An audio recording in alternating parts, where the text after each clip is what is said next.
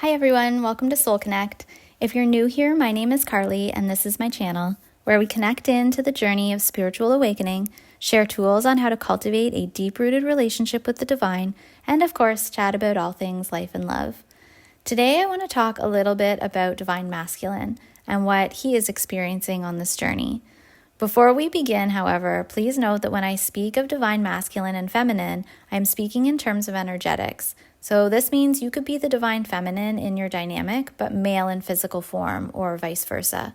It's also extremely important to remember that you carry both energies within. And this journey is really all about balancing your inner divine masculine and feminine.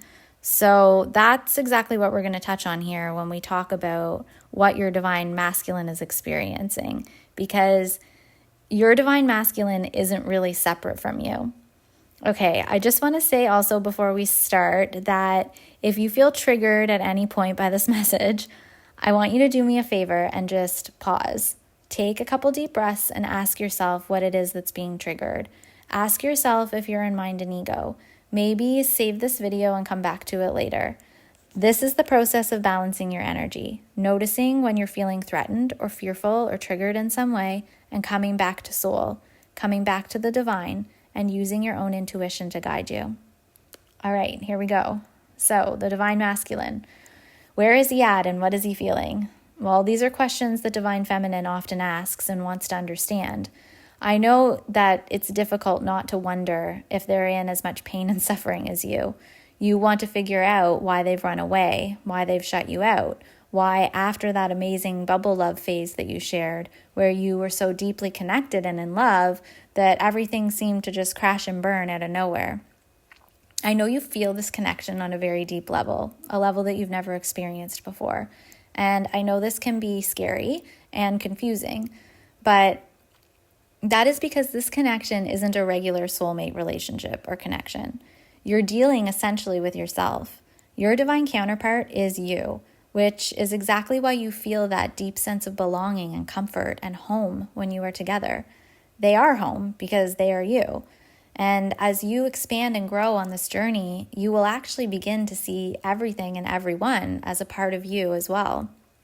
Now that said, continuing right now to focus on how they feel, what they're going through, and when or if they're coming back, if they're awakening or doing their own spiritual work, is going to keep you stuck. You can be rest assured that they are experiencing all the same things that you are because you are one. You are the one soul. Now, that doesn't mean that you share a mind or ego, however. Your soul is one, and you vibrate at the exact same core frequency, which makes things like these synchronicities you keep experiencing and telepathy so much stronger than they may be with others. But your divine counterpart has lived a different life than you in the 3D form. They view the world differently because of the way that they grew up and the experiences that they've had. This means that their reaction to this deep sense of connection between the two of you is going to be different. Where divine feminine is typically triggered and then throws him or herself into understanding, clinging on to attachments and trying to fix the dynamic or bring it back to the way it was, maybe seeking out psychics or tarot readings, desperately researching the twin flame dynamic, trying to get a handle on what's happening. The divine masculine is triggered instead into avoidance, running often as far away as he can, busying himself with 3D doing, shutting out the divine feminine, perhaps returning to old connections or family dynamics that are unhealthy or rooted in some type of enmeshment, because these things feel comfortable and familiar to them, and what is familiar feels safe. It is a means of coping, the same as how you are coping, divine feminine, in your clinging on, in your chasing, in your need to understand. The divine feminine copes by attaching, while the divine masculine copes by running. But both coping mechanisms are rooted in mind and ego. And you need to remember that because you are one energetic unit, you work together in one energetic unit. So whatever you do, divine feminine, has an effect on what and where the divine masculine is. Your divine masculine is your own soul having another experience. So yes, at a soul level, they feel and know all of the things that you do, But so long as you stay stuck in this obsession of the mind and ego, this addiction of wanting and needing to know or to hang on to them in some way, your divine counterpart is going to stay stuck in mind and ego as well. This is a journey of soul.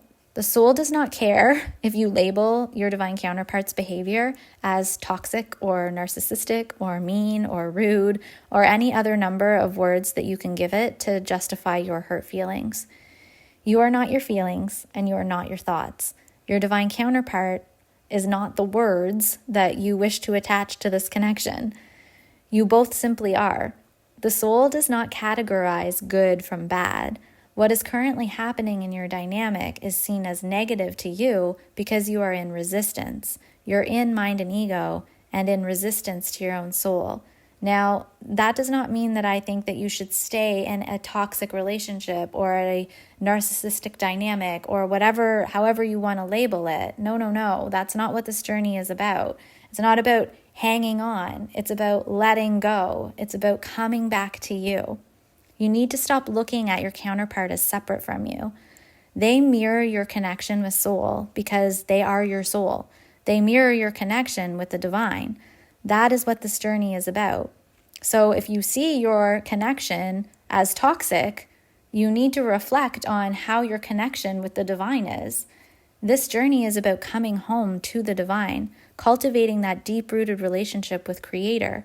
And once you do this, you become the creator of your own life and reality and magnetize in all that's meant for you. Really, you've always been the creator of your own reality. It's just that right now you're creating from mind and ego. When you're sitting in fear, you cannot detach.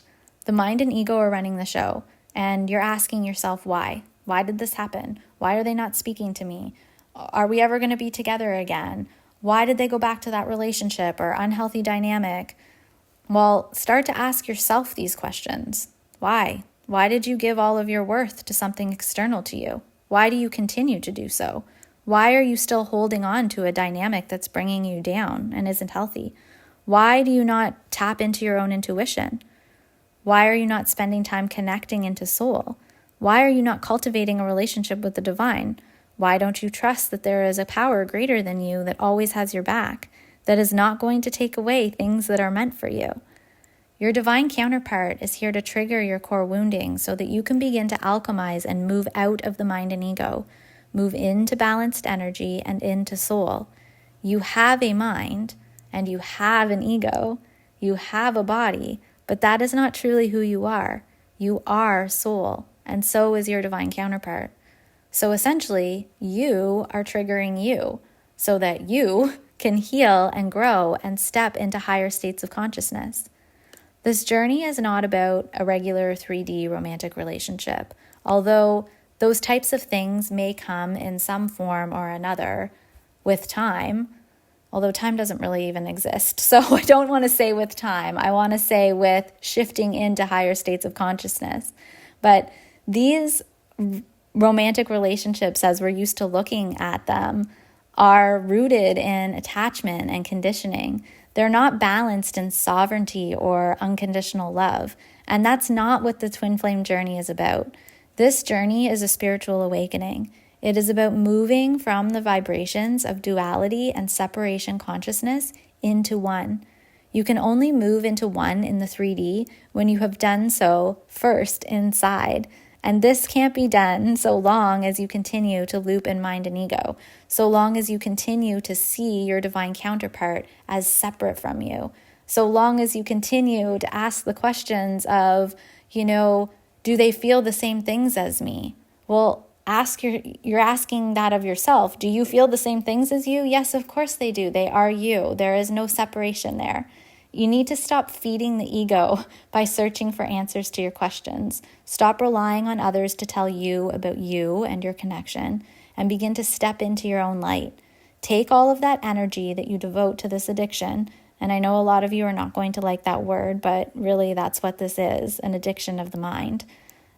Now, that doesn't mean that I'm discounting your connection with your divine counterpart or calling you a crazy person. The exact opposite, actually. This connection you have is so deep because without it, you would not do what you need to do to ascend. It is much easier to live in the world of mind and ego, in the world of conditioning that we're used to, that we've been brought up in, to believe in, to live in illusion and blame. It's much easier to find a soulmate to live comfortably with, but treating your connection with your twin flame like it's a soulmate connection is going to keep you stuck. This is not a soulmate connection. I know you want it to be, but it's not. It's you helping you to become the highest version of you. You and your divine counterpart have a greater mission here than living a simple 3D life.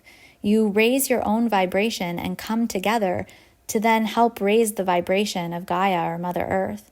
And as you level up, so do they. So does the world. It's a ripple effect. Without your divine counterpart triggering you, without the stark night of the soul, you would choose comfort over growth. In fact, by continuing to loop in mind and ego and these obsessive coping mechanisms, that's what you're doing, trying to find some type of comfort. But that comfort doesn't exist outside of you. It exists within. Take all that energy and power you're giving to your mind and reroute it to the divine. Hand it over. Your relationship with your divine counterpart is a reflection of your relationship with the divine. It's time now to begin to cultivate that. If you need more help and support on this journey or are confused about the twin flame label, my website is there for you with resources and one-on-one coaching options. If you found this video helpful, I hope you will hit the like button and subscribe to my channel for more. Much love, friends.